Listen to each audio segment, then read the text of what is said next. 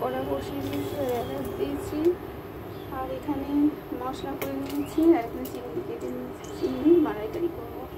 এখানে আছে নারকোল কোড়া, লঙ্কা গুঁড়ো, হলুদ গুঁড়ো, কাশ্মীরি লঙ্কা গুঁড়ো, আদা থেতো করা, রসুন থেতো করা, দই, পেঁয়াজ বাটা, নুন আর গরম মশলা আর চিনি স্বাদ মতো দিয়ে দেবো।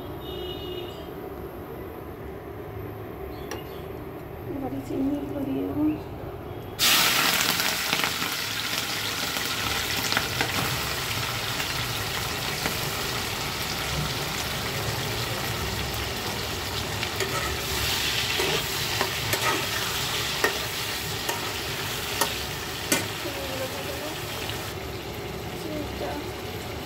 হয়ে এসছে, এবারে আমি সব মশলাগুলো দিয়ে দেবো।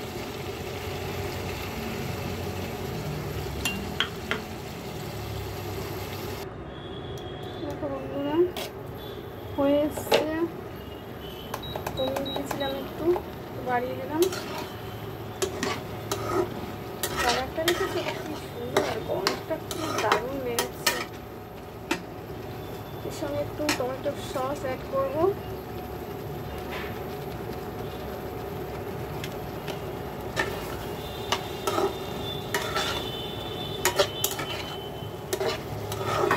রেসিপি আমার,